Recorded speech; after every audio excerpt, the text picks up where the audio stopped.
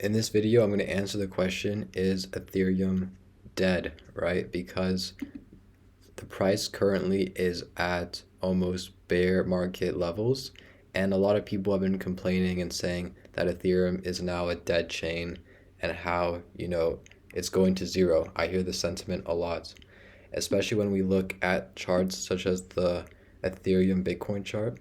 This thing has really been down only since December 2021. And it looks as though there's no hope for Ethereum, and Ethereum is just going to keep underperforming every asset. We can also look at the Ethereum Salana chart, and this one says the same story, right? With Ethereum completely getting destroyed by Salana and completely underperforming this asset. So in this video, I'm going to explain if you should sell your Ethereum, if the Ethereum chain is dead, and what's going on here and why the prices are moving like this. So let's get into the first point, which is a reason why Ethereum is being quite weak right now.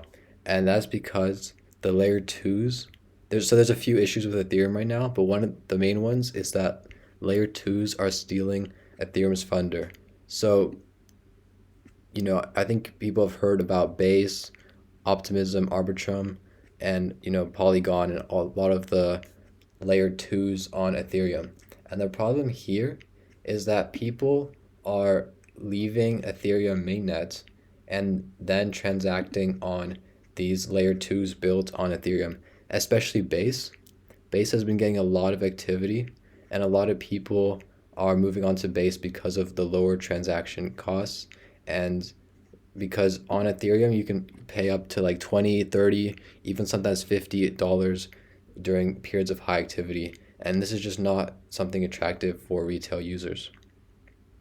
So basically this creates less demand for block space on the Ethereum mainnet, and that leads to less demand for the Ethereum token, and also less ETH is burned, and that creates less deflationary pressure. So overall, it faces a lot of issues because people just aren't transacting on the Ethereum mainnet and are moving to these layer twos, especially Base, right? So, and also finally, ETH's bullish ultrasound money narrative weakens because in previous cycles, Ethereum was basically like in 2021.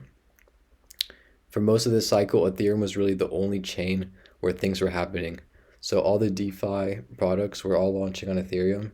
NFTs were also huge last cycle, and they were all on Ethereum. So they completely had the whole market when it comes to developer activity and applications and products, and that's why they did so well. But the problem now is that you have a lot of emerging ecosystems and very strong ecosystems, especially Solana, that are taking activity away from this, and therefore it loses this appeal of being ultrasound money, because it's not the only chain where things can be built on. You now have a ton of other chains, actually so many of them, like 10, 20, 30 more chains, and it loses this narrative of being ultrasound money.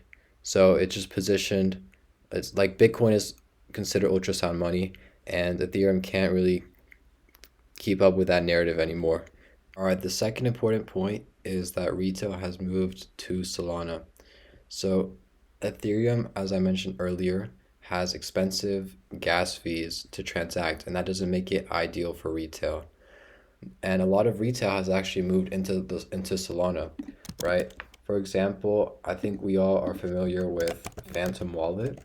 This wallet actually is the fastest growing and the biggest wallet when it comes to crypto, and it's because they're built on Solana, where they were able to attract users because of the cheaper fees on Solana, and it allowed the retail to join into crypto, right? So basically it feels like using Web 2. It's fast, cheap, and seamless, and Ethereum has always never had a really that good of a user experience compared to Solana. And it's also capturing culture and the tokens that create virality and the tokens that retail is interested in: memes, NFTs, viral tokens, right? If you look at meme coins, almost like most of the top meme coins are all on Solana, right? Bonk, Fartcoin, Dog with Hat. You can buy SPX on there, Popcat, right? Giga Chad. But then, especially when it comes to the newer tokens, when people launch new tokens, it's usually on Solana. And this is because of Pump.Fun, which has made it easy for anyone to create their own token. But in short, basically all this activity is happening on Solana, and that's where retail has moved to. And this takes away activity from Ethereum. Therefore, less people are buying ETH to buy ETH tokens, and more people are buying Solana to buy Solana tokens, right? Solana meme coins.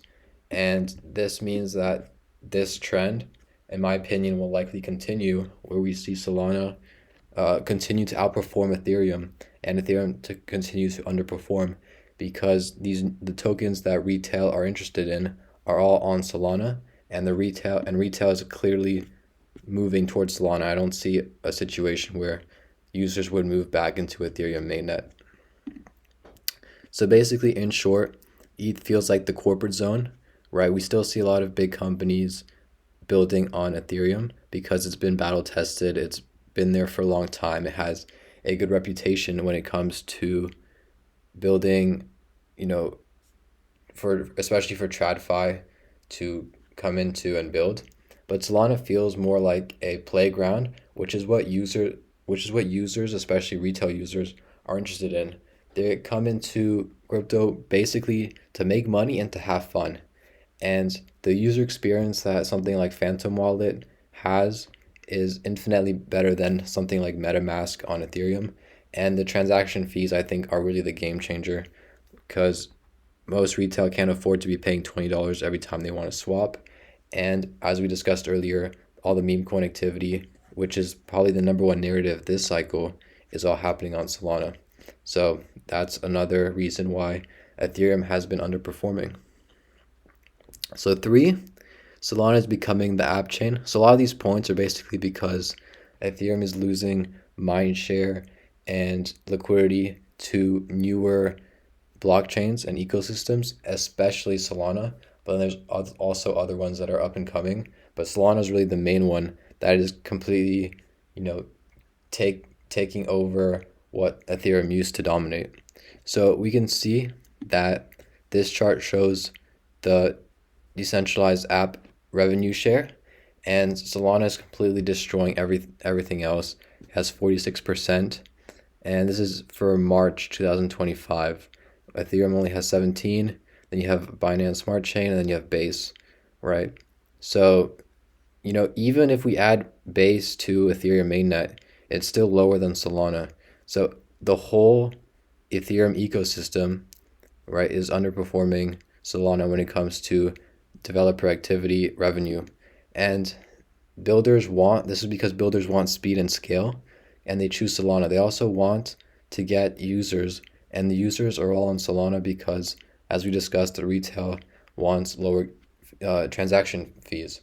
So all these new consumer applications, gaming, social, DePIN, they're all launching on Solana first because that's where the users are. And basically, Sol becomes a bet on app adoption. And, I would say at this point, there's more quality apps being built on Solana than on Ethereum. And ETH, does still have value, but it loses this narrative of having all these applications and being this growth chain that people continue to be building on top of. And we're going to end up seeing a capital rotation, away from Ethereum and into these newer chains like Solana, Sui, all the newer chains that offer lower gas fees, and where builders are coming in and building because there's more users and there's just better, infrastructure to build on. And then, so fourth, we'll talk about, there's a lot of issues that Ethereum has, but it's not, completely over. This doesn't mean that Ethereum is dead.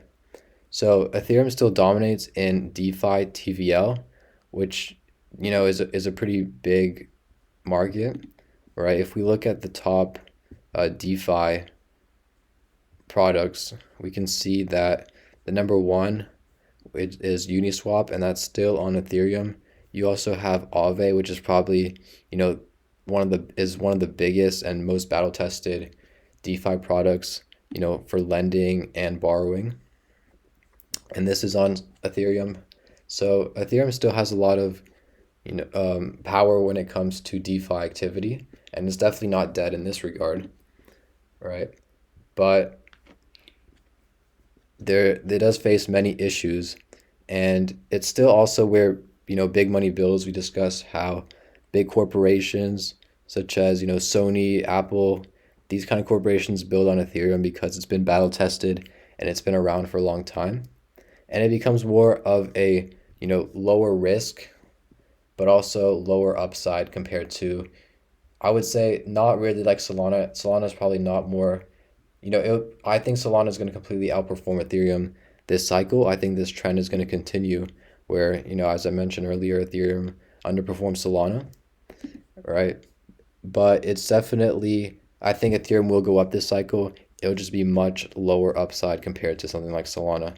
I mean, potentially in a cycle where Solana goes to, right, we see a Solana go to $1,000 per token, then we'll likely only see Ethereum, like that's basically a 8x. We'll probably see Ethereum only do like a 4x, right? Maybe we'll see this price go to 6,000 per token, but I think it will underperform Solana, and Solana is just the better bet this cycle. I think that's pretty clear that it's the better bet. So Ethereum isn't dead. It would just underperform Solana. And retail doesn't really care about backend. They want the speed, the fun, and the hype. And that's what's happening on Solana and on Phantom Wallet. And so, yeah, as I mentioned, this cycle, Sol very likely outperforms ETH in price. Long term, ETH still matters, but you're not going to see 2021 type moves. It's definitely not going to perform, I think, ever as well as it did in 2021, going from 180 to like $4,000 is definitely not going to happen because, it's not new and people are looking for the next opportunity. It's already been priced in that it's, one of the leaders. I actually think it's overvalued relative to Solana. You have a $200 billion market cap while Solana's at 70 billion. And we mentioned all these points earlier, how it's completely losing to Solana in many regards. So yeah, that's why there's this. So basically, I hope I explained if ETH is dead or not. Thanks for watching and subscribe.